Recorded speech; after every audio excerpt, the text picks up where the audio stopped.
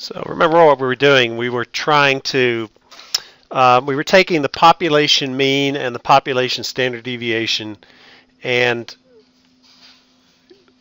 then using that information to calculate the percent of data between two values of the variable that we're testing. So we did quite a few of them. We've got two more examples to do. We'll pretty much cover all the particular options. Then what we'll do is we'll just look at some other examples that basically do the same thing. So the next example we were looking at was if we have a mean of 86 and a standard deviation of 1, what percentage of data is between 82 and 85? What is the probability of picking somebody randomly or picking a sample randomly and having a value between 82 and 85? Those are the two ways you can interpret it. So what we do is you find the z-score associated with these two numbers. But first let's draw a picture, because it's always much easier to understand when you draw a picture. So we have a normal distribution, looks like this, and the mean, which is right in the middle, is 86. So in this case, both of them are less than the mean. So what we're looking at is 85 and 82. And if we draw vertical lines from those two values and we shade in the area, what we're looking for is the area underneath the curve between 82 and 85. Remember, the area under the entire curve is 1. The area under half the curve is 0.5. Now the tables are set up, if you look at the table that I handed out, let me get my copy here so I can look at it, but you'll see the diagram, and the numbers relate to going from the mean to some positive z-score. Now both of these are negative z-scores, but because the curves are symmetric, we can basically use this as long as we take the z-score, which is negative, and just make it positive and use the corresponding areas. So what we're going to do is we're going to find the area underneath this curve between the mean and the upper value. We're going to take that area and we're going to subtract it from the area from the mean to the lower, the more negative z-score. So that's the green area right there. So what we get basically is if we take the green area and we subtract the red area, we end up with the black area, which is what we're trying to find. So we're doing it by subtraction.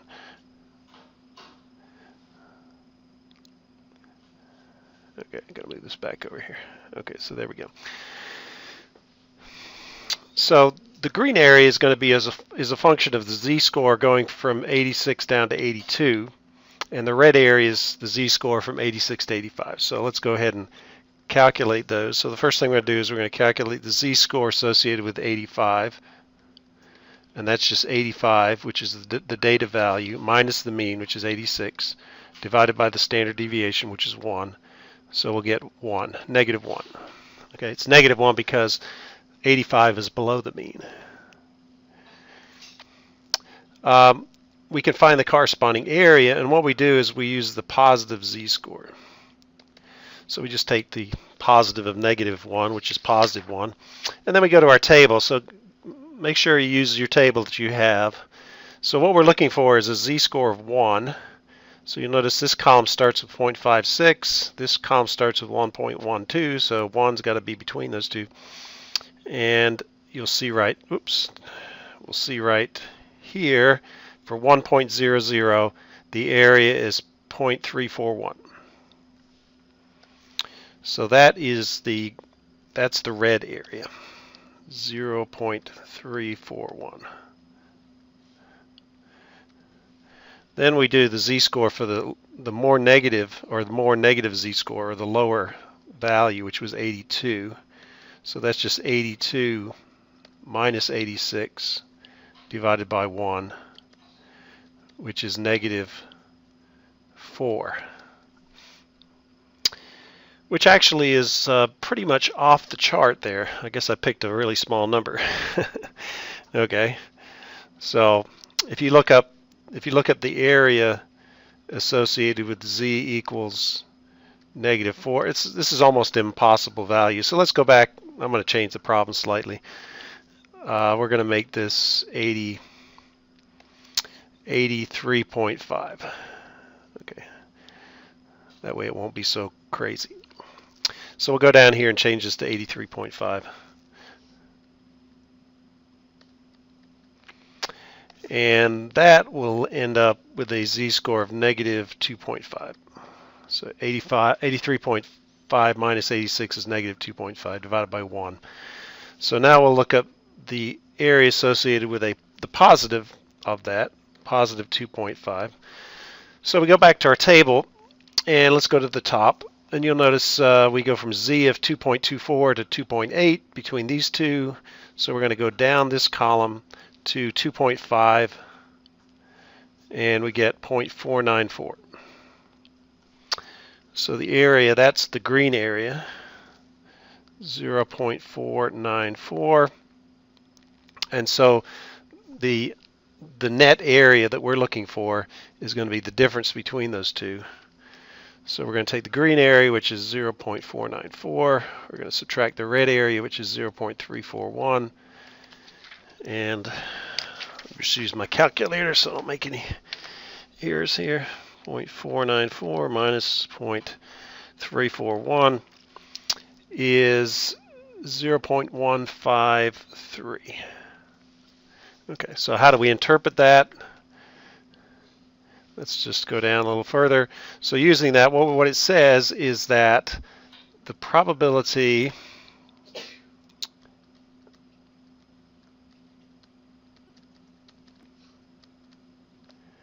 of choosing, remember this was people who were testing ore samples. So the probability of choosing a person at random whose measurement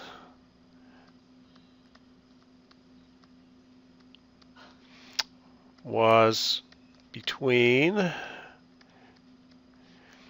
83.5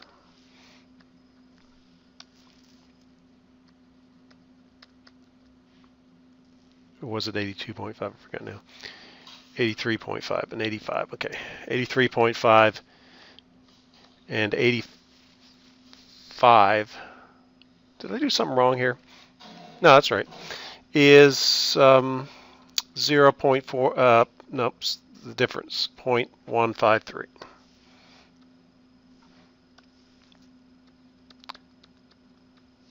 So it's saying there were 100 people who tested an ore sample. If you pick one of those 100 people, the probability of one of those people that you choose has a measurement between these two values is 0.153, which is 15.3%. And you can also say that 15.3% of the measurements, grab one of those there,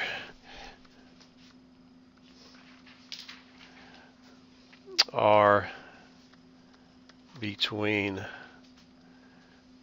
83.5 and 85. Okay. And the last one is just if we want to find a number below a certain value that is less than the mean. So let's do that one next.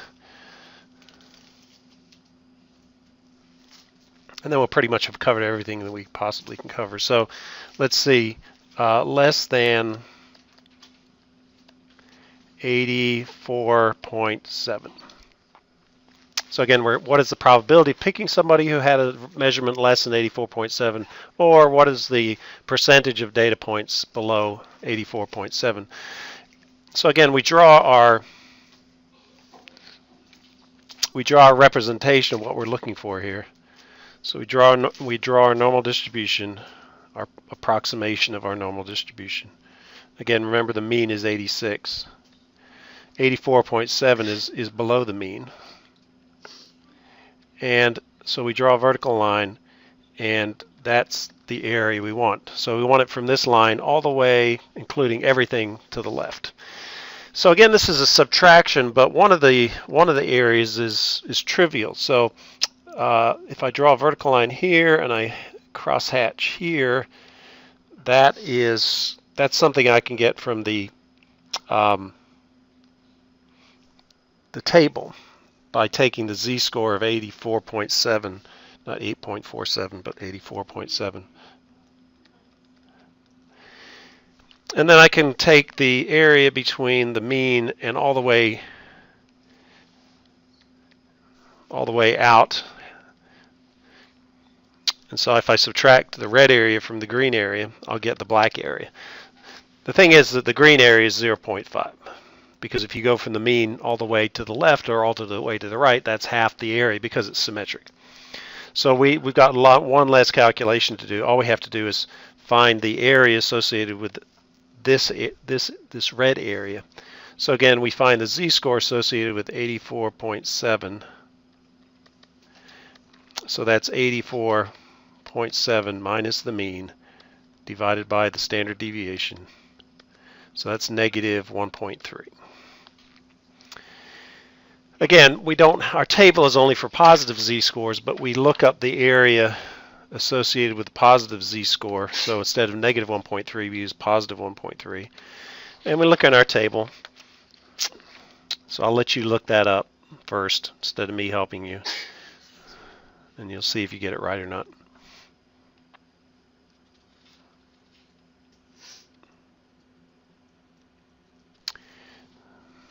Okay, so you should have gotten 0.403. And you can see if I go over here to my table to 1.3, the corresponding area is 0.403.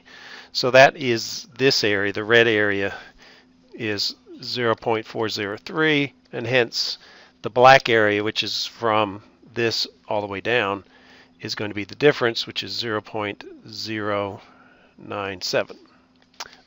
So what does that mean? It means that if you randomly pick somebody who's taken data out of those 100, there's a 0.097 probability that their reading will be below 84.7, or 9.7% of the data, approximately 10 people, have readings below 84.7. I'm not going to write that out again because we've done it. Okay, so that's pretty much how the whole thing works.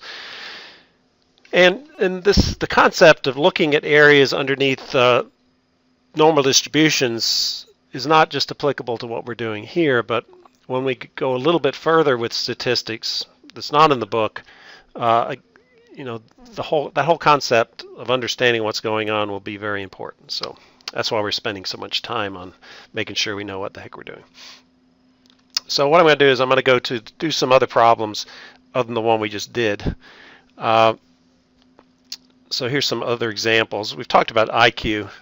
So the standard IQ test has a mean of 100 and a standard deviation of 15. This is the population. So what they've done is they probably have taken all the IQ tests they've ever scored and come up with an answer. It's still not everybody, but it's close enough. There's enough testing been done on IQs that we can assume that the population standard deviation is 100, and the not the standard, but the mean is 100 and the standard deviation is 15.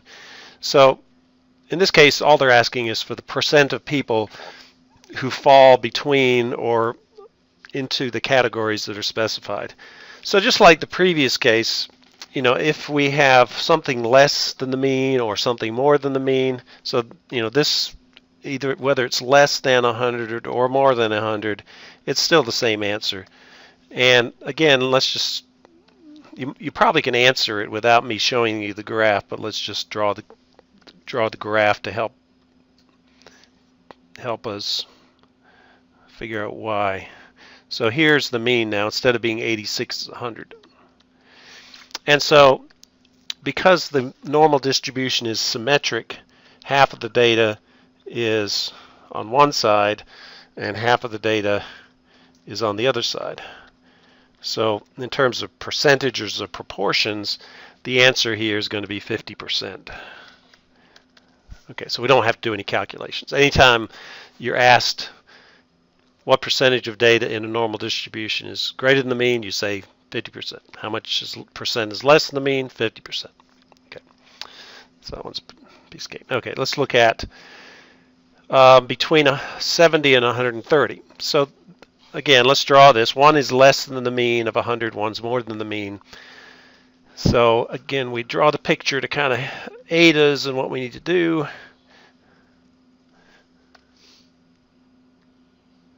So we're going to, so the mean is still 100. So we just need to put a number over here, 70, that's less than the mean. We need to put 130. It doesn't have to be, exactly in the right place. And so if I draw this line right down the middle, you can see that what it's looking for is the total area between these two values, total area underneath the curve. So it looks like, just based on where I drew it, it's going to be pretty close to 1. Not exactly equal to 1 because there's a little bit left here and there's a little bit left there. So all I have to do is find the z-score associated with this number, find the area, which is this part of the curve, and then I take this z-score. It's negative. It's less than. It's negative. So, but you can still look up the area by using the positive associated z-score. So we're just going to add the two areas together. So if you find the z-score associated with 130, it's going to be 130 minus the mean divided by the standard deviation, which turns out to be 2. And if you do the z-score for 70, it's going to be 70 minus 100 divided by 15, which is negative 2. So if we find the corresponding areas just like we did previously, so the area associated with z equals positive 2, we go to our chart. So let me grab the chart again and bring it so we can see it. There it is.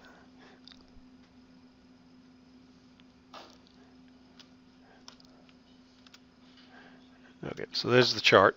And actually, I need to go one more.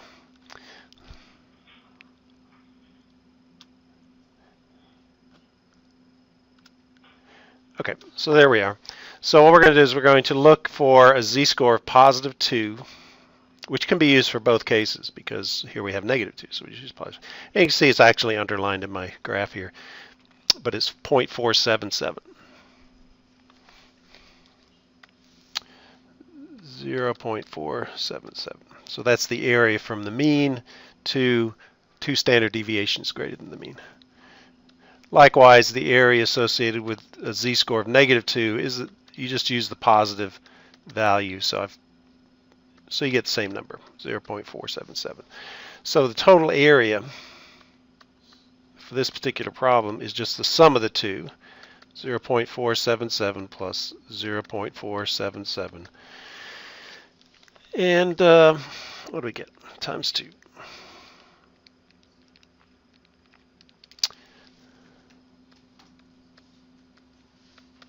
.954. So therefore, 95.4% of people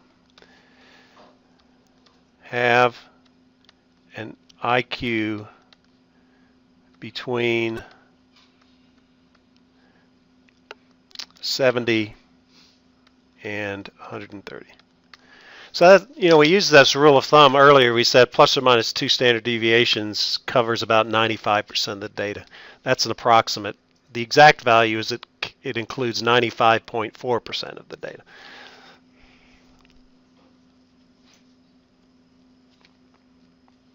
You can also think, how many people have an IQ greater than 130? We talked about that, I think. There, you would just be talking about this little tail right there. And so that would be 0.5, because you take everybody from the lowest IQ to the mean, that's 0.5, and then you'd add 0.477. That would give you the percent of people who have an IQ less than 130, and more than 130 would be the difference between this and 0.5, which would be 2.7%. So only 2.7% of people have an IQ greater than 130.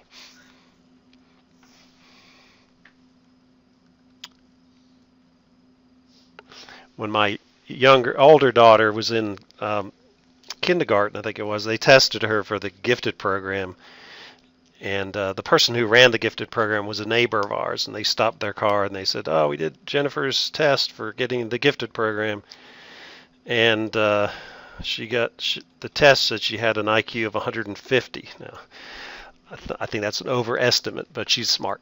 Okay, she is smart. 150 would be way up there. It was just because she was the oldest one in her grade, probably, and she read a lot, so I think that makes a big difference.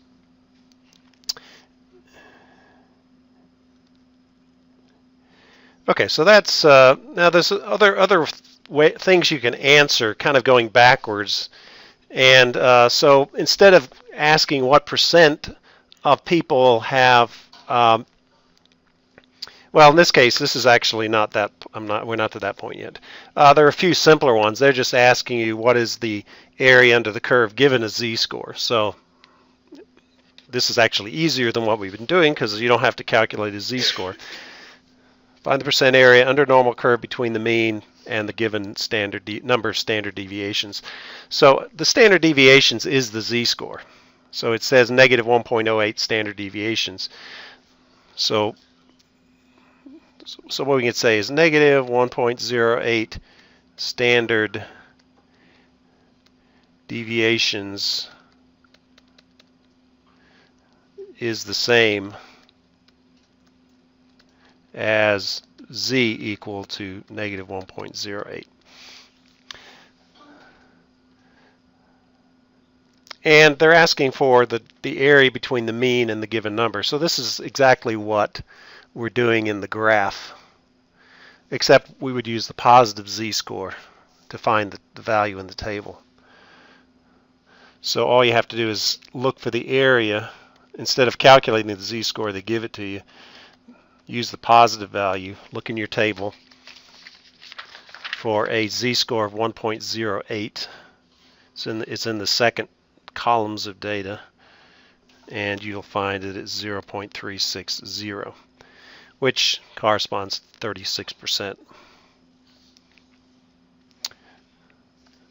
So again, let me just draw a graph. You might not need it for this case, but you've got your standard deviation. The difference here is instead of showing the mean on your graph, you show z equals 0.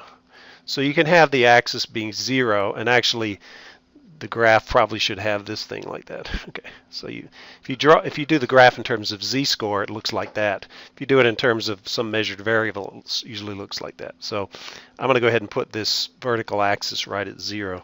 So z equals negative 1.08 is going to be there. And so what it's looking for is this area between the mean and negative 1.08. So we can, use the table to find what the area would be on the other side. But it's because it's symmetric, it's the same value. So the area underneath this part of the curve is 36% of the total area under the entire curve.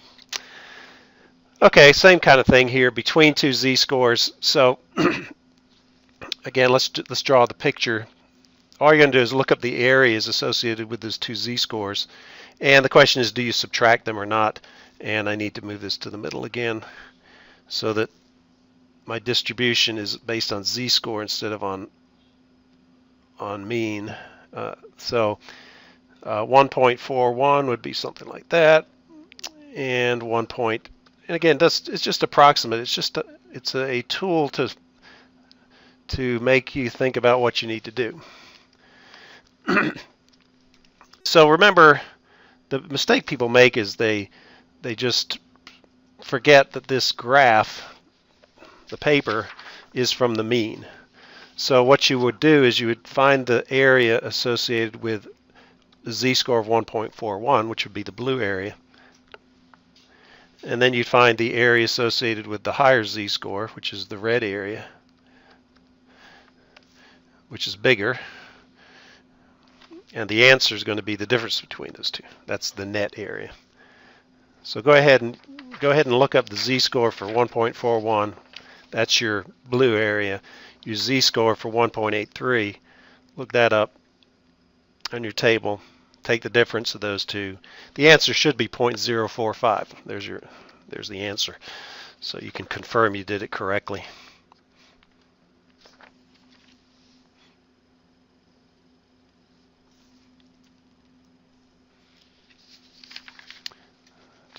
Did you get one of these? Yeah, okay. Yeah.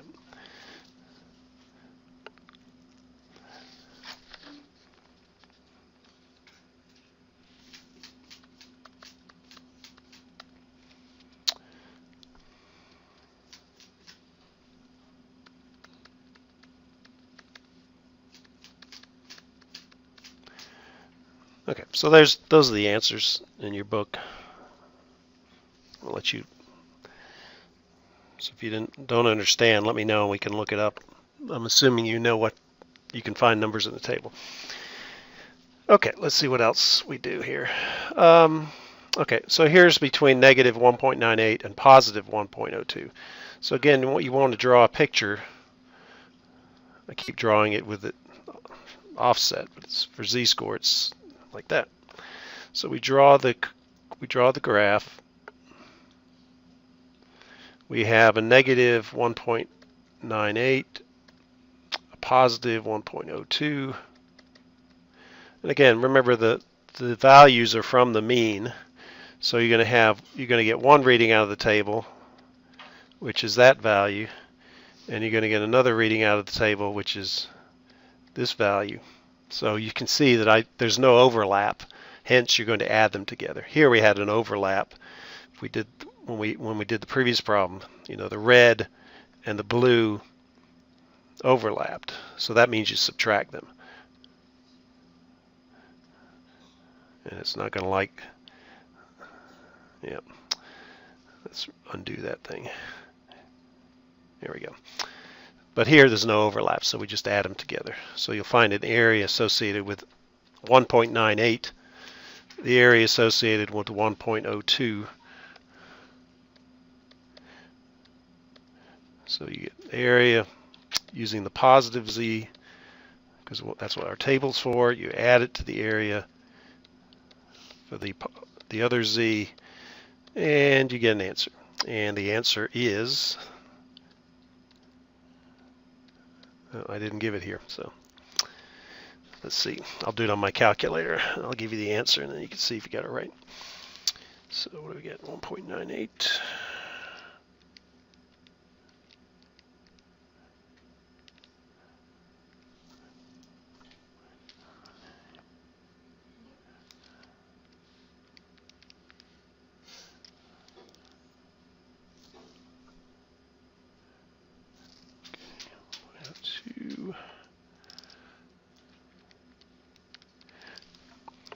So I get 0.822.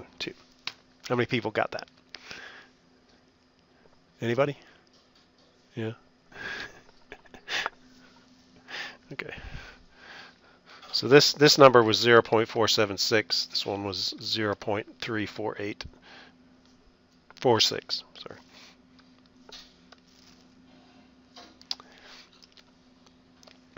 Okay, now this is the where you go backwards. So the question is, find a z-score such that each condition is met. 10% of the total area is to the right of z.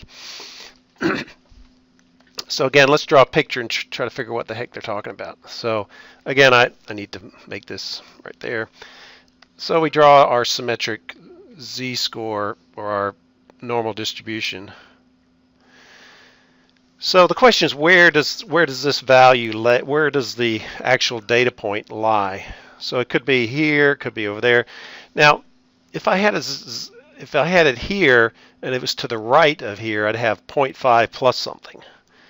So that's definitely not 0.1. So it has to at least be to the right of the mean, because the mean this way would be 0.5. So I have to go further and further and further.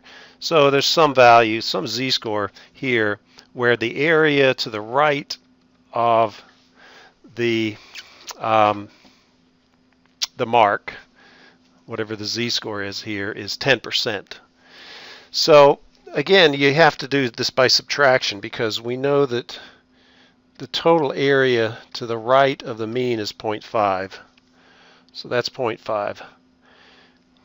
And the area from here, from the mean to the z-score, is the red. So what we can do, and we know that the difference in those two has to be equal to 0.1. So if this is 0.5, and we'll call this x, that's the unknown area, that's the area here that we can use the table for. So you get x is equal to 0.4. So if you subtract 0.5 from both sides, you get negative 0.4, and then you divide by negative 1. So now that we have, and that's actually that's the z-score. That's the z-score that we're going to use to find. No, that's the area actually. So x in this case is the area. If this area is 0.1 and this area total area is 0.5, then this part that we're going to use to look it up in the table is 0.4. So now what you do, instead of looking down the z column, you look down the a column. So I'm going to pull my graph up here. So we haven't done this before. So let me find my table, and hopefully I can remember where I was. There it is. Okay.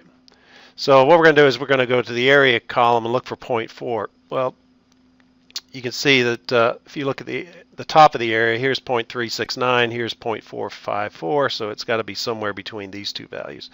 So we go down this column, and you can see right there's an area of 0.4, which is a z-score of 1.28. So the z corresponding to area equals 0.4 is 1.28.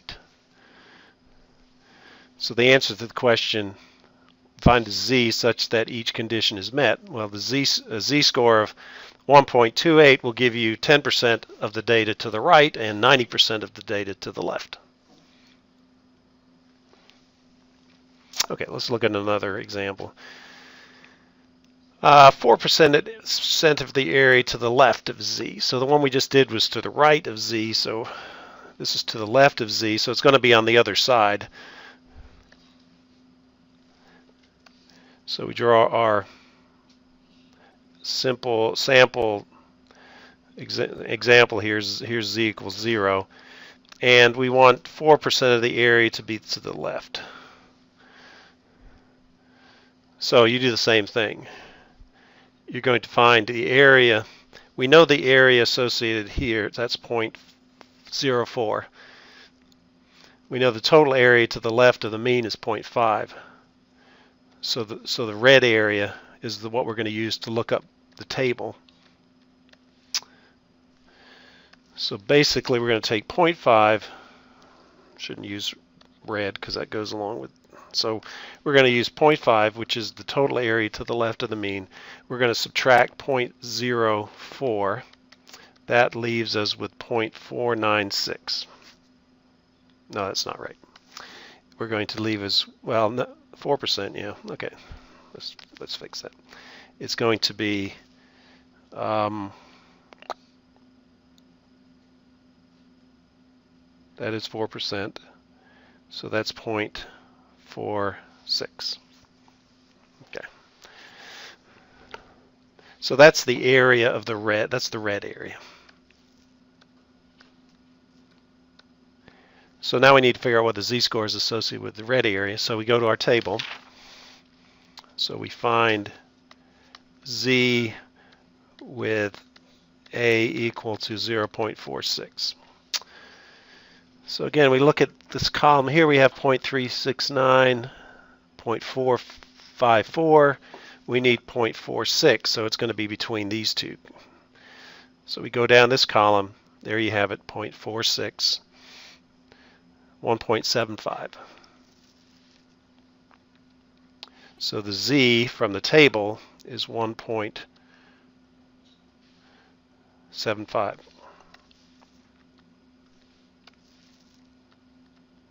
I don't know why I used two different colors. 1.75. So for a z-score, and it's actually, because it's on the left-hand side, it's really negative 1.75.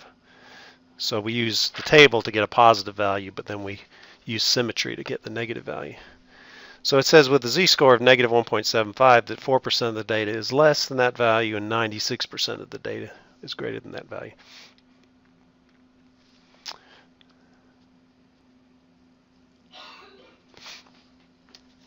Okay, I'm going to assign the homework for this section. What we're going to do is we're going to do something a little different. We'll come back and work more of these problems, but I don't want you to get bogged down in doing the same problems over again. So we're going to take a little interlude here of different material. I want to introduce you to kind of tell you where we're going in the next 2 weeks. So what we'll do is we'll spend the next 2 weeks talking about some additional topics in statistics, and then we'll use the last 3 weeks to talk about personal finance. And that'll be it. So we're going to talk about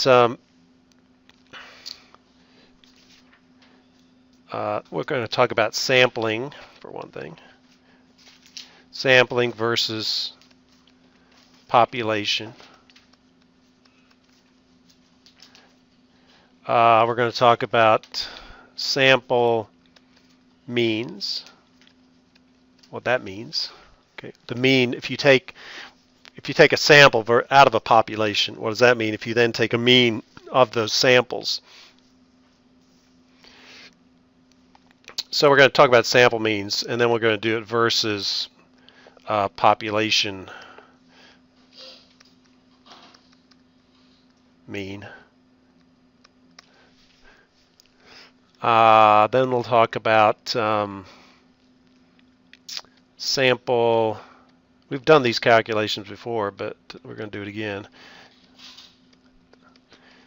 Then we're going to measure the standard deviation of the sample versus. So we're going to talk about the sample that's not what I meant. Sample standard deviation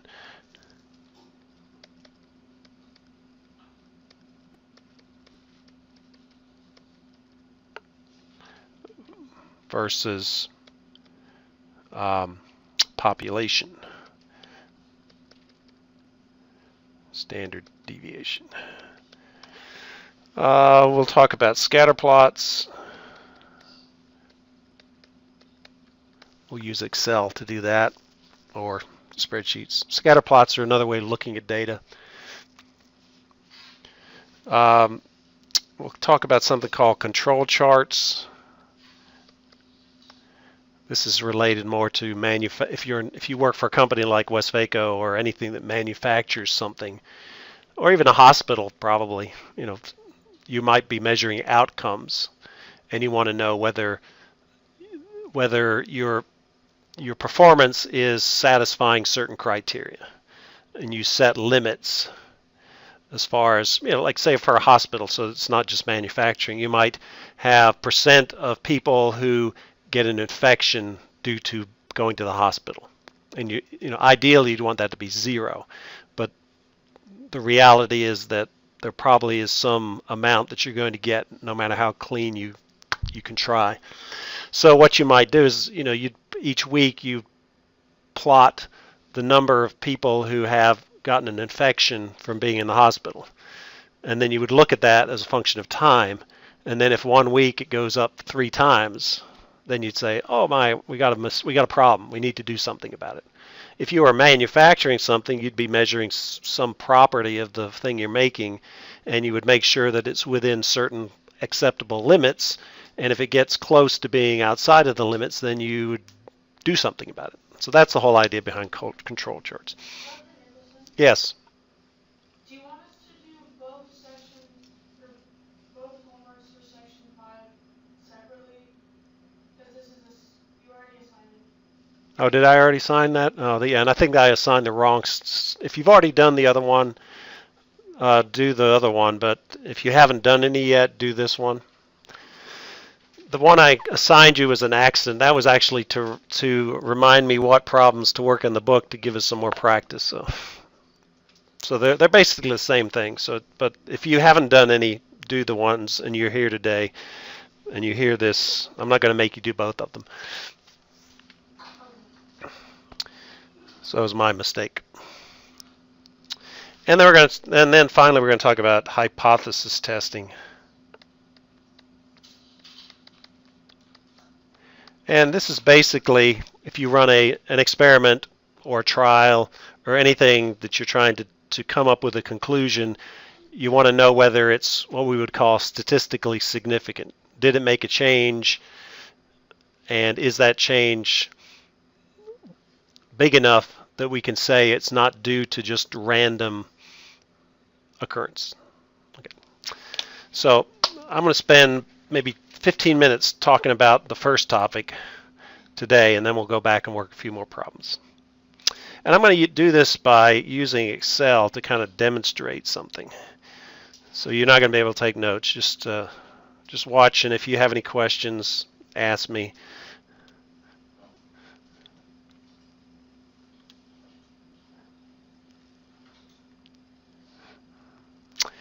Okay, so what I have here is what I did is I created a population.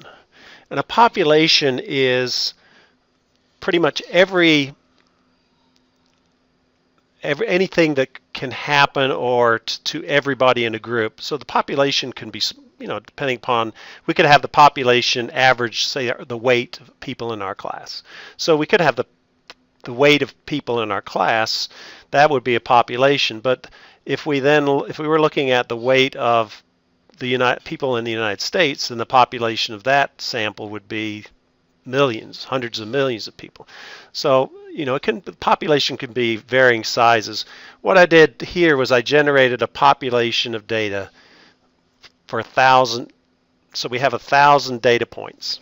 And I did that. What I did is it created a sample that has a mean of 50 and a standard deviation of 5, I think, if I remember correctly. Actually, a standard deviation of about 3. Okay, so it's 50 with a standard deviation of 3. And the way you do that in Excel is these are the actual results, but you can see that I've got, just like we were doing in Excel the other day, I've got the data point and I've got the value. And Excel allows me it has an algorithm that will generate randomly distributed data in a normal distribution. So I go down here, I've got 1,000 entries, and their numbers around 50. You can see the numbers are around 50. Now if I go down all the way to the bottom and I do the same calculation that we did the other day, if I calculate the mean of cells B2 through B1001, so that's my 1,000 data points, I should get around 50. And it didn't work. Why didn't it work? Because we don't use mean. They use average. I forgot that's average. Okay, means. So you get an average. So the average of my 1,000 data points should have been 50, but it's not exactly 50. It's 50.15. Okay, and now I can calculate the standard deviation of the same data. My 1,000 data points, B2 through B1001, is 2.87. Okay, so those are what we would call the population mean and the population standard deviation. It's all of the numbers. So this might be, let's say, a dimension on something or other, whatever it is. Just think of it as a length, 50 centimeters. And we're not very good at manufacturing stuff, so we're trying to get 50, but if we don't hit it all the time, we vary it. But the question is, what if I take, instead of measuring 1,000 of these things that I've made, let me take a smaller grouping of that, say 10 of them, and I can calculate a mean for those 10 samples, randomly selected samples, and I can calculate a standard deviation for those 10 samples. The question is, how close does the sample standard mean and the sample standard deviation compare to the actual mean and the actual standard deviation? So the way that I did that in Excel is I created some samples up here at the top. So each one of these groups of 13 data points are randomly selected from these numbers. So another Excel function is to randomly, what I did was I randomly picked a number between 1 and 1,000, and then I used the corresponding data associated with that random number. So my first set of data, the numbers that I picked randomly out of this list were 57.9, 50.6, 52. You can see some are less than the mean, which was around 50, and some are greater than the mean. And if I take the average of those 13 samples out of the 1,000 population data points, I get an average of 49.6. So it's, even though I go as high as 57.9 and as low as 45.3, when I average those numbers together, I get pretty close to the population mean. So these numbers would be what we would consider to be the sample mean. And then I did that sampling multiple times. So this is the second sample I took, this is the third sample I took, fourth sample, fifth sample, sixth sample. So all of these samples you can see are closer to the actual mean of the 1,000 data points than the individual data points, just from the random nature. Theoretically, I could pick the 13 highest data points, which would be probably 57, but the chances of me doing that are extremely small. Most likely what I'm going to do is when I randomly pick these numbers, about half of them are going to be greater than the mean and about half are going to be less than the mean, and they're going to be spread out enough so that when I average those numbers together, the actual average of those 13 samples is going to be close to 50. And you can see how that turned out: 49.7, 48.9, 51.3. So they're all pretty close to 50. Even though if you go look at the individual data points within a sample, we were as high as 57 here, and we're as low as, what's the lowest number I can see? 44 maybe here, 45, 44. So if I do that, I did this how many times? I did it a lot of times. So what you can then do is you can take a mean of the means. So it's basically a mean of the sample means. And the variation in the mean of the sample means is a lot less than the mean if you take the mean of the sample means, it's going to be even closer to the actual population than each individual, because you're accumulating that. If you do 2 trials, you got 26 data points. If you do 3 trials, you got 39 data points. So if I average these 3 numbers together, these averaged together should be a better number than they are individually. Because you can see about half of these means of these samples are less than the actual mean of the population, and about half are greater than that. So they average out to be pretty, when you average these numbers together. So I'm actually going to do that over here. I'm going to average like 20 of the samples. So if I put equals average, and I'm going to average, these are the sample means, and I'm just going out a certain distance, push enter, and you can see that this is the mean of the sample means, 50.34. That's getting pretty close. If I go all the way down to the bottom of my data, the actual mean of all the data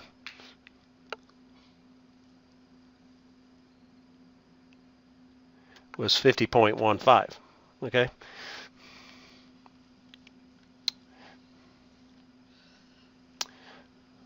So what we can say is that if you take multiple samples, multiple groups, 13 randomly picked, and then 13 more randomly picked, and I'm picking from the same 1,000. This is like without replacement. So I'm always choosing from the same 1,000 numbers. It's just I'm choosing different 13 out of the 1,000. So if I take the mean of the sample means, it's pretty close to the population mean. The more samples I take, the more sample means I have, the closer the mean of the sample means is to the population mean. So before we go back to doing the problem, let's look at the standard deviations of the samples. Here's the standard deviation of my 13 randomly selected samples, 2.5. Remember, it was about 2.7 something? So for the population, the standard deviation of the 1,000 numbers, the standard deviation was 2.87. So I look at the standard deviations of my samples, of my 13 samples based on 13 randomly picked. You get 2.46, 3.39, 2.49. So, they're pretty close. This one's not so good, 1.81. So there's a variation in these are called standard deviations of the sample. They're pretty close to the standard deviations of the population. So what we can say is, so kind of in review here, if you take a small sample from a population, the standard deviations of the sample are close to the population mean. Some are higher, some are lower. The more samples you take, the closer your sample mean is to your population mean. Now, why don't you just measure the population? Well, if you're measuring 1,000 things, that can be really expensive and time consuming. So a lot of times you only want to look at a sample big enough to answer your question to save money and time. And the question is, how many data points do I have to take? How do I design my experiments such that I'm most likely to end up with a valid conclusion? Okay. Back to a few more example problems.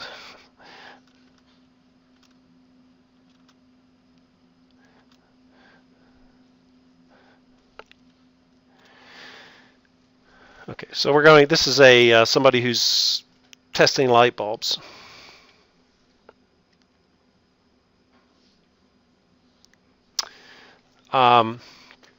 So it says the better light bulb has an average life of 600 hours. So this is my sample my population mean, and a standard deviation of 50 hours. So that's my population standard deviation. The length of the light bulb can be closely approximated by a normal curve. So we're not given the individual data points, but they're telling it's normal. It says a warehouse manager buys and installs 10,000 such bulbs. So the population is going to be higher than 10,000. He's going to make millions of light bulbs. So some warehouse manager buys these bulbs. He wants to know how many light bulbs are going to last between 600 and 675 hours. So all we have to do is kind of look at what this represents on a curve. So let's see if we can draw what's going on. So we have a distribution of lives. It's going to be normal, so it just looks like we're used to doing. The mean is based on the population here is 600 hours. Standard deviation is 50. We don't need to show that on the graph, but it says out of 10,000 light bulbs, how many last between this. So if we can find the percentage of light bulbs that last between these 2 hours, we can multiply that percentage by, in decimal form, times the total number of bulbs. So let's put a little mark over here, 675. So it says between 600, which is the mean, and 675.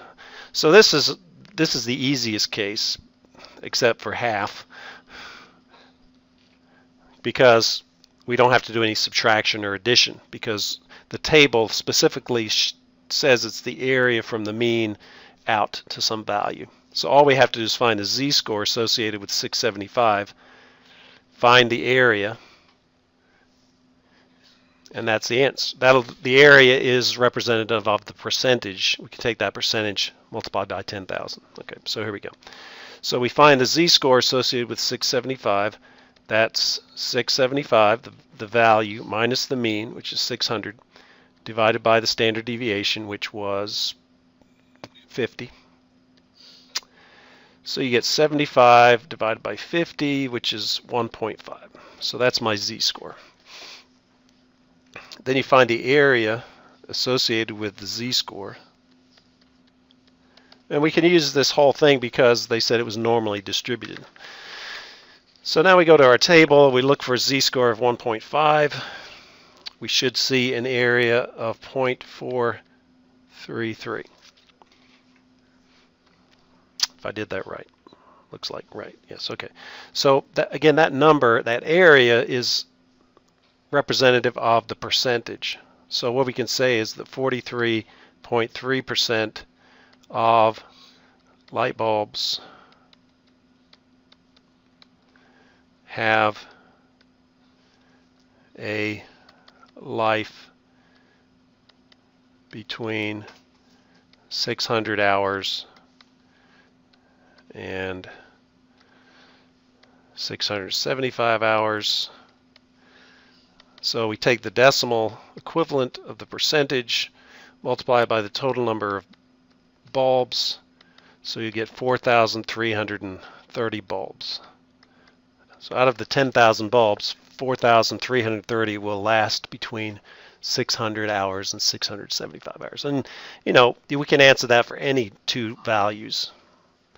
We know half the light bulbs are going to last more than 600, half they're going to less than 600.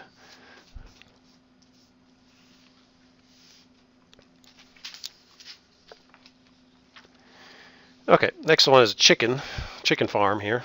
So the chickens at Ben and Ann Rice's farm have a mean weight of 850 grams with a standard deviation of 150 grams. The weights of chickens are closely approximated by a normal curve. Find the percent of all chickens having each weight. So again, in this case, we're just finding percentage. Here we found percentage and then multiplied by the total number. So what does it say? Find the percent of all, oh, yeah, so I'm going to make one up here. So let's say between 1900 and 2,025 grams. Okay, so best thing to do is to draw a picture, see where we are relative to the mean. So again, we draw our sort of representation of a normal distribution. We always write the mean in here, which is 850. And then we look at the 2 numbers. So 1900 is greater than the mean, and 2025 is greater than the mean. So we draw vertical lines associated with those 2 points.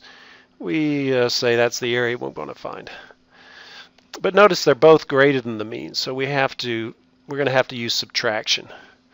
We're going to find the area from here to there, the area from here to there, and subtract the 2 to find the net area.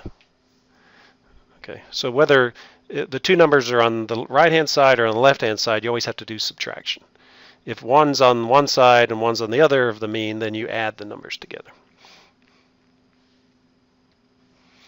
So I'm going to let you do this part. So what you're going to do is you're going to find the z-score associated with 1900. You're going to find the z-score associated with 2025. Then you'll find, with the z-scores, you'll find the areas. And then you'll, because they're both on the same side, you'll subtract the smaller from the bigger. So remember, our z-score is 1900 minus the mean, which is 1850, divided by the standard deviation, which is 150. You'll get a number there, and you can round off to 3 decimal points, because I don't think that's going to give you a decimal that's repeating.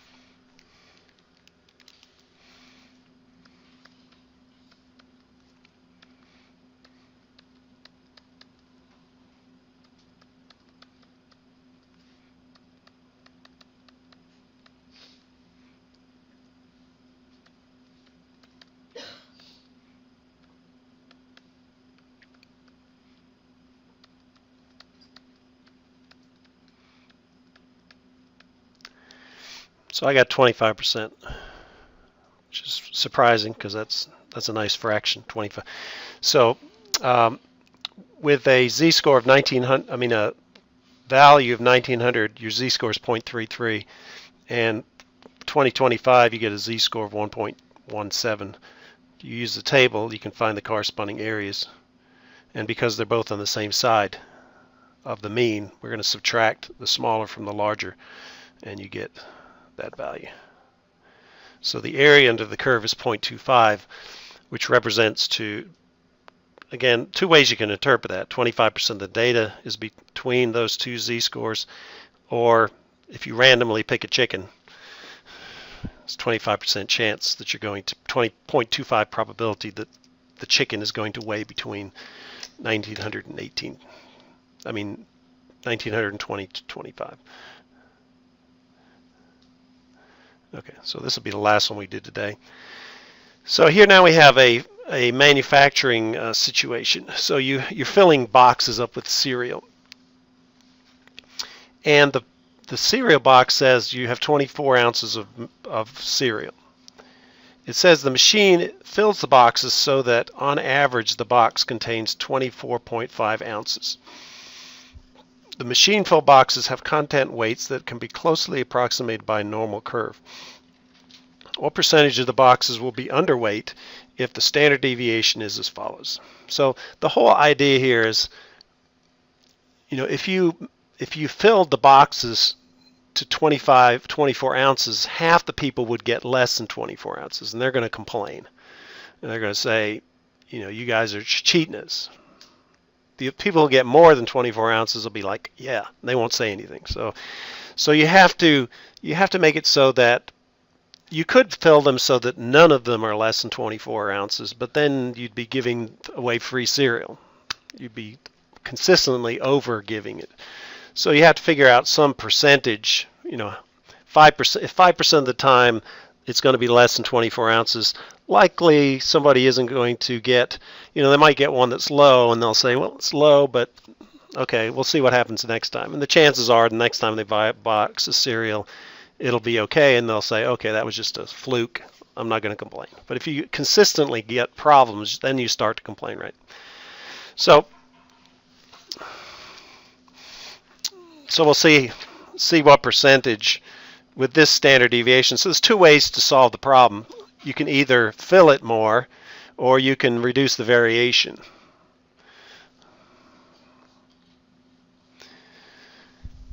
So at first, it's not quite obvious what you do, but again, if you draw a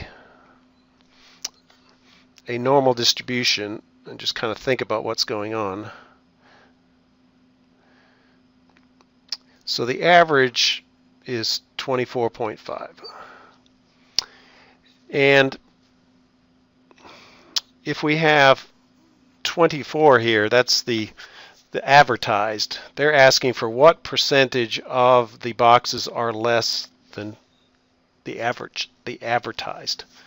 So once you do that, now you've got a picture that agrees with, hey, I've done that before, right? I need to find the area here, and this area goes all the way out forever, or till it gets to 0. So I'm going to, in this case, it's going to be a subtraction problem, because this is to the left side of the mean and this is to the left side of the mean, but we don't have to look up 2 z-scores, we just have to look up 1, because we know that the area from the mean all the way to the end is 0.5. So we know that's 0.5. And then we can look up the green area here by using the table. So that's going to be less than 0.5. And the difference between those two, 0.5 minus the green, is going to give us the black. So the z-score associated with 24 is going to be 24 minus 24.5 divided by the standard deviation, which is 0.3. So you get negative 0.5 divided by 0.3. So that's negative 1.6. So that's the z-score. That's the green area. But I use the positive z-score because my table only works for positive z-score. So you find the area associated with z equals 1.6 instead of negative 1.6. So go to our table. 1.6 is 0.445. Okay, so that's the green area. So the answer is going to be 0.5 minus, that's the red area, minus the green area. 0.5 minus 0.445 is 0.055. So 5.5% of the boxes will be below 24 ounces. And so you may make a business decision and say, okay, that's fine. Now, if you were designing an airplane and you knew that the thing was going to crash, you know, that would not be acceptable, right? If you had 5% of the airplanes crash, that would be bad. So depending upon what the situation is, you may decide to make it, it's called safety factor. Okay. So for boxes of cereal, being 5% of them being below weight is fine. It's probably small enough that nobody's going to complain. Okay. So that's it. We'll see you on, what is today? Thursday. Okay, we'll see you on Thursday.